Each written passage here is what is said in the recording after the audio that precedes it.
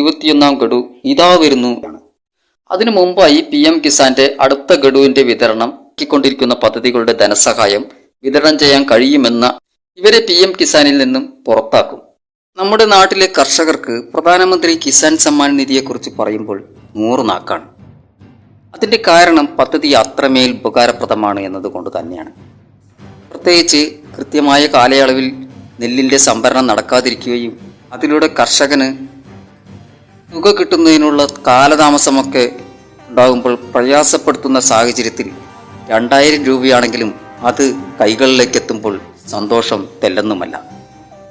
അതും 1 രൂപ പോലും വിവിധ ചാർജുകൾ എന്ന പേരിൽ നഷ്ടപ്പെടാതെ ഉദ്യോഗസ്ഥരുടെയോ ഡിപ്പാർട്ട്മെന്റുകളുടെയോ ഒന്നും കൈകളിലൂടെ അല്ലാതെ നേരിട്ട് അവനവന്റെ ബാങ്ക് അക്കൗണ്ടുകളിലേക്ക് മുഴുവൻ തുകയും ലഭിക്കുന്നു.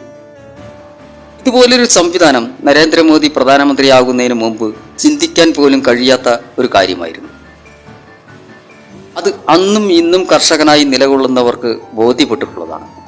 ഒരു കാര്യം നിങ്ങളോട് പറയാനുണ്ട്. നമ്മുടെ സബ്സ്ക്രൈബേഴ്സിൽ പലരും സബ്സ്ക്രൈബ് ചെയ്ത് വെച്ചിട്ടുണ്ട് എന്നല്ലാതെ ബെൽ ബട്ടൺ ഓണാക്കി വെച്ചിട്ടില്ല. അതുകൊണ്ട് തന്നെ പല വീഡിയോസിൻ്റെയും നോട്ടിഫിക്കേഷൻ നിങ്ങൾക്ക് ലഭിക്കുന്നില്ല. അത് ഒന്ന് പരിശോധിക്കണമെന്ന് പ്രത്യേകം പറയുകയാണ്. 2000 രൂപ വീതമുള്ള 3 ഗഡുക്കളായി വർഷത്തിൽ 6000 രൂപയാണ് കർഷകന്റെ അക്കൗണ്ടിലേക്ക് ഡയറക്റ്റ് ട്രാൻസ്ഫറായി ലഭിക്കുക. രാജ്യത്തെ കർഷകരെ സംബന്ധിച്ചിടത്തോളം വലിയ ആശ്വാസം തന്നെയാണിത്. ഇപ്പോൾ 21ാം ഗഡുവിനായുള്ള കാത്തിരിപ്പിലാണ് കർഷകർ. അത് എപ്പോൾ കൈകളിലേക്ക് എത്തുമെന്ന ആകാംക്ഷയിലാണ് അവർ. നമ്മൾ നേരത്തെ പറഞ്ഞിരുന്നു, ഗഡു വിതരണം എപ്പോൾ നടക്കുമെന്ന് ആർക്കും തന്നെ നേരത്തെ കൂട്ടി പറയാനോ പ്രവചിക്കാനോ കഴിയില്ലെന്നും അത് തൊട്ടു മുൻപിലെ ദിവസങ്ങളിൽ പ്രധാനമന്ത്രി പ്രഖ്യാപിക്കുമ്പോൾ മാത്രമേ അറിയാൻ കഴിയൂയെന്നും.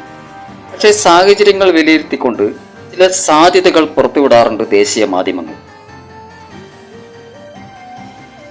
അതിൽ പിടിച്ചു തൂങ്ങി നമ്മുടെ നാട്ടിലെ ചിലർ ചില സ്വയം പ്രഖ്യാപനങ്ങളും നടത്താറുണ്ട്. അതൊക്കെ ചീറ്റിപ്പോകാറുമുണ്ട്. PM കിസാന്റെ 21ാം ഗഡു ദീപാവലി സമ്മാനമായി രാജ്യത്തെ കർഷകരുടെ അക്കൗണ്ടിലേക്ക് ദീപാവലിക്ക് മുമ്പായി എത്തുമെന്ന് ചില മാധ്യമങ്ങൾ റിപ്പോർട്ട് ചെയ്തിരുന്നു. അത് ഏറ്റുപിടിച്ച് ഇവിടെയും ചിലർ 21ാം ഗഡു ഇതാ വരുന്നു എന്ന് വിളംബരം ചെയ്തു. എന്നിട്ടോ അതിപ്പോഴും അക്കൗണ്ടുകളിലേക്ക് എത്തിയിട്ടില്ല എന്നതാണ് വസ്തുത. അതുപോലെ തന്നെ ഇപ്പോഴും ചില സാധ്യതകൾ പുറത്തുവിട്ടിട്ടുണ്ട് ദേശീയ മാധ്യമങ്ങൾ. ഇതും സാധ്യതകൾ മാത്രമാണെന്ന കാര്യം മറക്കരുത്.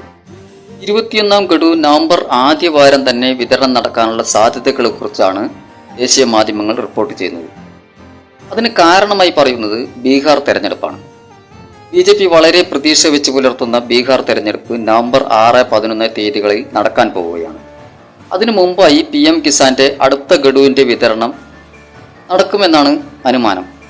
നടന്നാൽ കാണാം എന്ന് മാത്രമേ നമുക്കിപ്പോൾ പറയാൻ കഴിയുകയുള്ളൂ. എന്നാൽ ഈ വിതരണം നടക്കുമോ എന്ന അവ്യക്തതയും നിലവിലുണ്ട്. ഇതിനോടകം തന്നെ ബീഹാറിൽ മാതൃകാ പെരുമാറ്റച്ചട്ടം നിലവിൽ വന്നു കഴിഞ്ഞിരിക്കുന്നു.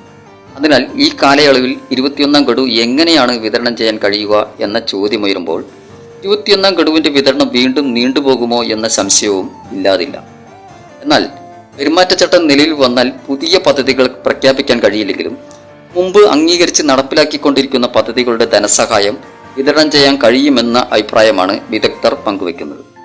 പഞ്ചാബ്, ഹരിയാന, ഹിമാചൽ പ്രദേശ് തുടങ്ങിയ സംസ്ഥാനങ്ങളിലെ കർഷകർക്ക് 21ാം ഗഡു കഴിഞ്ഞ സെപ്റ്റംബർ 26 വിതരണം ചെയ്തിരുന്നു. അതുപോലെ ഒക്ടോബർ 7 ജമ്മു കാശ്മീരിലും വിതരണം നടന്നു. എന്തുകൊണ്ടെന്ന് വെച്ചാൽ അടുത്തിടെ വെള്ളപ്പൊക്കവും മണ്ണിടിച്ചിലുമൊക്കെ ഉണ്ടായ സാഹചര്യത്തിലാണ് അവിടങ്ങളിലെ കർഷകർക്ക് മുൻകൂറായി 21ാം ഗഡു നൽകിയതെന്ന് നാം മനസ്സിലാക്കേണ്ടതുണ്ട്. EKYC പൂർത്തിയാക്കാത്തവർക്കും ആധാർ ബാങ്ക് അക്കൗണ്ടുമായി ലിങ്ക് ചെയ്യാത്തവർക്കും തെറ്റായ IFSC കോഡ് നൽകിയവർക്കും വ്യക്തിഗത വിവരങ്ങൾ പൊരുത്തപ്പെടാത്ത കർഷകർക്കും PM കിസാൻ ലഭിക്കില്ല. ഇവരെ PM കിസാനിൽ നിന്നും പുറത്താക്കും. പുറത്താക്കാതിരിക്കണമെങ്കിൽ ഇതുവരെ EKYC ചെയ്യാത്തവരാണെങ്കിൽ ഉടൻ തന്നെ EKYC ചെയ്യേണ്ടതാണ്.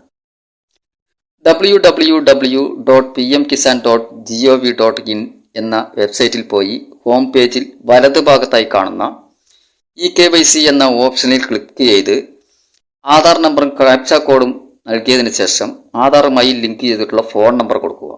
തുടർന്ന് ഫോണിലേക്ക് വരുന്ന OTP എൻ്റർ ചെയ്ത് കൊടുക്കുന്നതോടുകൂടി EKYC പൂർത്തിയായി കഴിഞ്ഞാൽ SMS ഇമെയിലോ ലഭിക്കും. അറിയാത്തവർക്ക് കോമൺ സർവീസ് സെന്ററുകളെ സമീപിക്കാവുന്നതാണ്. അപ്പോൾ PM കിസാന്റെ 21ാം ഗഡുവിനായി നമുക്ക് കാത്തിരിക്കാം. വീണ്ടും മറ്റൊരു കണ്ടന്റുമായി അടുത്ത വീഡിയോയിൽ.